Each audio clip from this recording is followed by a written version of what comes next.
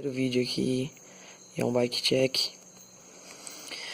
Aqui vou começar logo. Meu aro é um VMAX. Meu pneu é um Downhill Hawk. Esse carimbo aqui eu não sei qual que é, eu acho que é um TSW, já faz muito tempo. Eu peguei de uma amiga que vendeu a catraca de 9 passagens.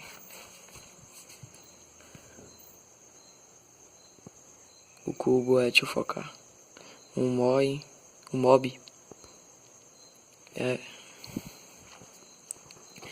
Meu pé de vela é um, vixe Maria, é um hit aí.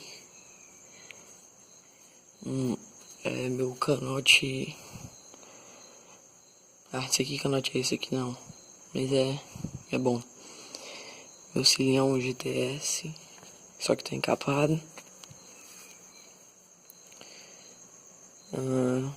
Meu guidão é um Gills, todo lixado. Minha mesinha é um azul. A direção é uma da Neco, sei lá o que é isso aqui. Eu acho que era da Neco. Minha suspensão é um RST Dust. E deixa eu ver o que mais tem aqui. O meu freio é um Shimano Alive. Deixa eu ver. O meu disquinho é um, sei lá com que número é esse aqui, nem sei. Acho que é 160mm, sei lá.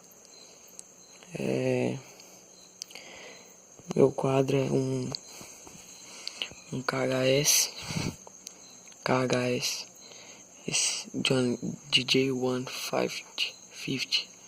Esse quadro quase ninguém conhece, né? Esse povo tá acostumado mais com 20X, Gills, Hoop. Esse é o bike check da minha bike.